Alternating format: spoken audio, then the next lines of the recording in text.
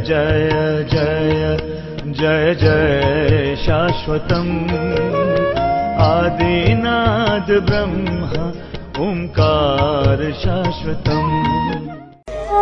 अब दुनिया रो रही हो तो बात समझ में आती है कि बड़े लोग समझाएंगे, और बड़े बूढ़े रो रहे हो तो गुरुदेव समझाएंगे, और गुरुदेव ही रो रहे हो तो कौन समझाएगा।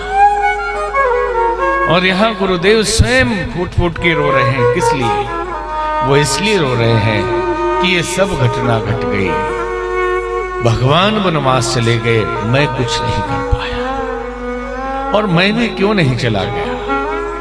यही सब विचार करके वो भी रो रहे हैं और भरत जी को समझा रहे हैं कि अब भरत जी को ढांढस कैसे बंधाए, क्योंकि खुद ही रो रहे हैं। जब खुद ही रोए आदमी तो दूसरे को रोते रोते कैसे समझाए। लेकिन रोते रोते ही भरत जी को समझाते हैं और कहते हैं, सुनहु भरत भावी प्रबल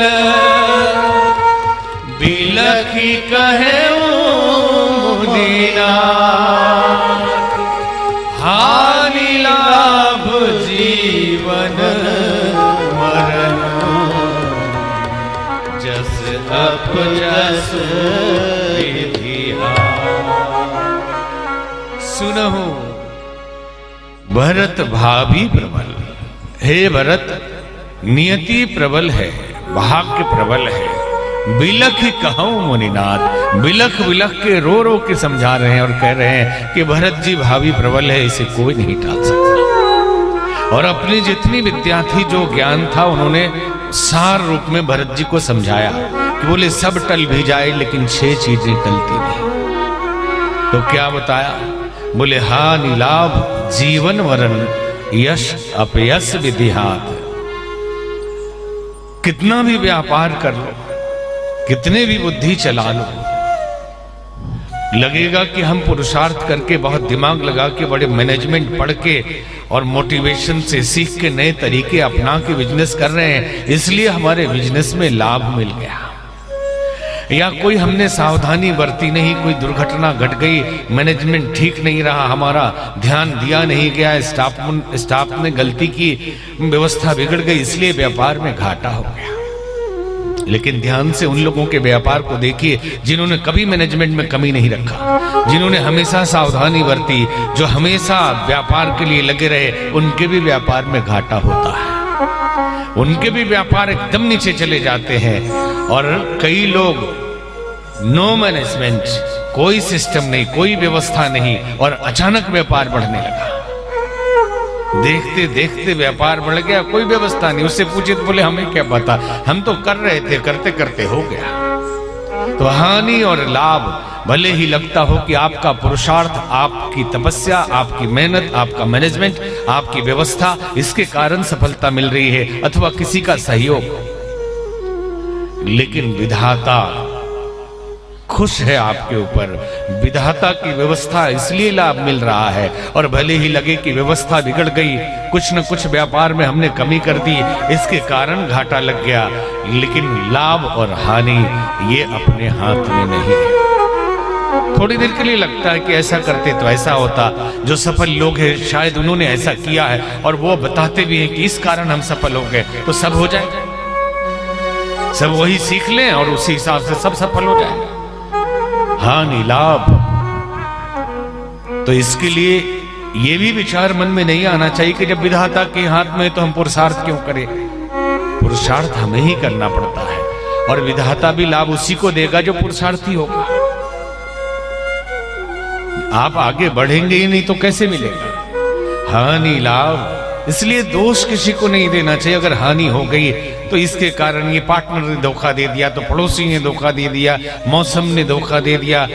कई लोग आजकल ठीक भी बिजनेस चले तो कहते नोटबंदी के बाद से बहुत मंदी हो गई है, पूरा व्यापार चौपट हो गया है, वोट तो देंगे बीजेपी को ही, लेकिन चौपट करके रख दिया इन लोगों ने। यही बोलते हैं, जिससे भी हम मिले कहते मजबूरी है, वोट तो इन्हीं को देंगे, लेकिन पूरा तहस नहस बिजनेस कर दिया है। अच्छा तहस नहस कर दिया तो घर में आपके पैसा नहीं है, आप बहुत दुखी है। अभी तो आपने 1 करोड़ खर्च किया बर्थडे पार्टी पे, पैसा नहीं है आपके पास। अभी तो आप 4 देश घूम के आए, ठीक है, शुरू में दिक्कतें आई होंगी, लेकिन अब जो स्थिति है, हमने सूरत में बहुत जगह बात की, बहुत मंदी है, बहुत तकलीफ है। पता चला कि फुर्सत नहीं है व्यापारी लोगों को। वो जो एकदम छोटे व्यापारी थे बेचारे जीएसटी नहीं समझ पा रहे हैं और स्टाफ नहीं रख पा रहे हैं जीएसटी भरने के लिए, उनको दिक्कत है। ये जो बड़े वाले हैं इनके तो रख दिया 10 स्टाफ एक्स्ट्रा, बढ़ते रहो। अब उनका व्यापार खूब चल रहा है। एक जगह बंबई में एक शिष्य आए, हमने पूछा कि कैसा व्यापार चल रहा है? बोले साहब ठीक है, कोई दिक्कत नहीं। तभी एक फोन आया, वो बोल रहे हैं अरे बहुत मंदी में, बहुत परेशानी में, घर में खाने का पैसा नहीं। तो हमने कहा ये क्यों बोल रहे हैं आप? बोलेंगे भाई गुरुजी अगर बोल दें ना तभी मांगने आ जाएंगे, अभी मांगने आ जाएंगे कि कैसे मित्र हो भाई, हमारे मुसीबत में तुम दे नहीं रहे हो, और एक रहे तब तो। इसलिए मित्रों को तो बताना पड़ता, मंदी चल रही है, नोटबंदी के बाद से हम सब तकलीफ में, यही बताना पड़ता है। तो ये बताने में ही पूरा माहौल बनाए हुए हैं। और सबके बर्थडे पार्टी करोड़ों रुपए में हो रही है, शादियों की पार्टी करोड़ों करोड़ खर्च हो रहे हैं, विदेश यात्रा किसी के रुक नहीं रही, मंदी है, बहुत तकलीफ में है। दान के लिए पैसा निकालने में बहुत तकलीफ है। यही कथा के लिए, यज्ञ के लिए मांगने जाए तो बोले बहुत बहुत कष्ट में चल रहे हैं आजकल, खाने का पैसा नहीं है। लेकिन फुटाने के लिए, शराब पीने के लिए, पार्टी में उड़ाने के लिए, उसके लिए तो ये तो हमारा शौक है ना, इसमें तो आ ही जाएगा। तो हानि लाभ, यस अपयस, कितना भी अपना प्रचार कर लें, पब्लिसिटी कर लें, कुछ भी कर लें, यदि विधाता ने लिखा है कि यश मिलेगा तभी यश मिलेगा। और कितना भी कोई उसे गिराने की कोशिश करे, निंदा करे, दुष्प्रचार करे, विधाता ने लिखा है तो उसका प्रचार होगा ही, और उसके यश को कोई नहीं दबा सकता। उसका यश दसों दिशाओं में फैलेगा ही, उसे कोई नहीं दबा सकता। तो यश और अपयश दोनों विधाता के हाथ में है। जीवन और मरण, जीवन और मृत्यु। आज सबसे बड़ी तकलीफ यह है कि हम भय की जिंदगी जीते हैं। हर आदमी भय में, कब मर जाएंगे, कब परमाणु युद्ध हो जाएगा। कई लोग बोल रहे कि आपका ओमान में कार्यक्रम है अभी, बोले हाँ, तो उधर अरब में तो लड़ाई ईरान और उधर से हो रहा है, तो मत जाइएगा। किसी ने कहा हमसे, हमने कहा अरे भाई हमारा क्या हो जाएगा, अगर हमारा फिक्स है कि वहीं जाके मरना है तो हम पहले से ही चले जाते हैं ना, इसको कोई रोक नहीं सकता। एक बार हमने घटना सुनी कि गरुड़ महाराज कहीं बैठे थे और गरुड़ महाराज धर्मराज से पूछे कि आप कैसे मारते हैं? बोले टाइम आ जाता है तो अपने आप हो जाता है, व्यवस्था बनी हुई है। तो बोलिए ये कबूतर कब मरेगा? बोले 3 घंटे बाद मरेगा। एक कबूतर था वहां पे, पूछा ये कबूतर कब मरेगा? तो बोला 3 घंटे के बाद मरेगा। तो गरुड़ जी ने कहा अच्छा मैं दिखाता हूं कैसे आप मारते हो। वो कहीं दक्षिण भारत में कबूतर था गरुड़ जी के पास, उन्होंने पैर से उसे उठाया, ले जाके हिमालय के एक गुफा में छुपा दिया और उसी गुफा में एक बिल्ली पहले से बैठी हुई थी, कबूतर को खा गई। और गरुड़ जी खुश है कि तो मैंने तो इतने हजारों हजार किलोमीटर ले जाकर छुपा दिया है, अब तो कबूतर मरेगा ही नहीं, 3 घंटा पूरा हो गया, अब मार के दिखाइए। तो धर्मराज ने कहा कि वो मर चुका। बोले कैसे मर गया? देखिए बही खाता में चित्रगुप्त के लिखा हुआ है कि हिमालय के गुफा में बिल्ली के खाने से ये मरेगा। और बेचारा 3 घंटे में उड़ के वो कबूतर जा नहीं सकता था हिमालय, लेकिन घटना ऐसी घटी कि आपके मन में ही आ गया, आपने पहुंचा दिया, आपने मदद कर दी उसकी जो लिखा था। तो जीवन और मृत्यु विधाता के हाथ में है। जब है ही, ये भी समझ लेना कि है। लोग सुनकर घबरा जाएंगे कि मृत्यु है, अरे किसको नहीं है। ये मृत्यु लोक है, मरे हुए लोग बैठे, कोई 10 साल के बाद वाला मुर्दा है, कोई 20 साल के बाद का मुर्दा है, कोई 30 साल के बाद का मुर्दा है। तभी तो संत कबीर कहते थे साधो ये मुर्दों का गांव, ये मुर्दे का गांव है। जितने लोग यहाँ बैठे बच्चों को छोड़ के, बच्चे भी 60 साल बाद जाएंगे, अगर 10 साल के हो गए होंगे तो 70 साल के बाद जाएंगे। और जो 50 साल के, 40 साल के, 60 साल के होंगे, कोई 10 साल में, कोई 20 साल में, कोई 25 साल में, 30 साल के बाद के तो मुर्दे हैं ही। और मौत कहें तो डर जाते हैं, सोचते हैं सब लोग मरेंगे मैं नहीं मरूंगा, सब लोग मरेंगे मैं नहीं मरूंगा। तो जीवन और मृत्यु विधाता कब मरेंगे ये उसके हाथ में। मरना तो है ही, पक्का है मरना है, कोई यहां रहने नहीं आया, सबको जाना है। तो फिर क्या डरना, जिस दिन जाना है उस दिन जाना है। एक बार हम इंडोनेशिया जा रहे थे तो सरजू राय जी एक राजनेता है झारखंड में, तो सरजू राय जी मंत्री थे, तो हुआ सरजू राय जी भी हमारे साथ जाएंगे। और एक अखिलेश पांडे जी हमारे शिष्य हैं, झारखंड में बड़े व्यापारी हैं, बंबई में।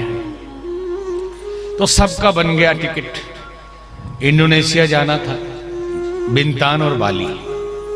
तभी खबर आई कि इंडोनेशिया में सुनामी आ गया है। तो अखिलेश जी का फोन आया कि गुरुजी मत जाइए, हम लोग भी नहीं जाएंगे, घर वाले सब मना कर रहे हैं, पत्नी नाराज है, वहां सुनामी आ गई है, वहां कुछ हो जाएगा, बचेगा नहीं कोई, कि नहीं जाएंगे। तो हमने कहा देखिए आप भले ना जाए, आपकी पत्नी मना कर रही है।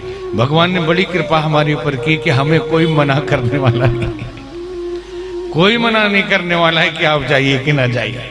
और हम ये भी जानते हैं कि अगर लिखा है वहीं तो यहाँ हम कैसे मरेंगे, और लिखा नहीं है वहां तो चाहे कुछ भी सुनामी आ जाए हमारा कोई कुछ बिगाड़ नहीं सकता, हम तो जाएंगे।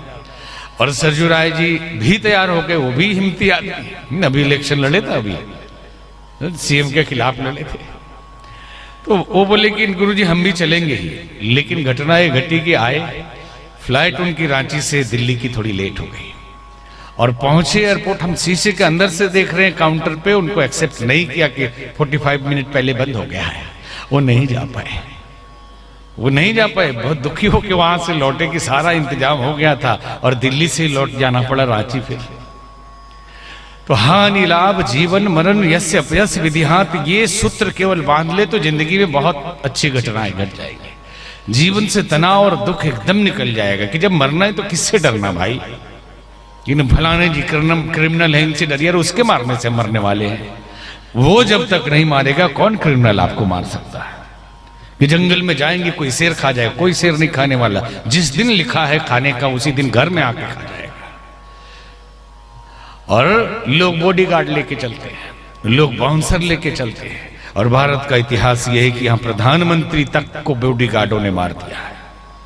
प्रधानमंत्री जैसे पद पे, सर्वोच्च पद पे रहने वाले लोगों को उनके रक्षा कर्मी ही मार दिए, किस बॉडीगार्ड से अपनी रक्षा करवाइएगा?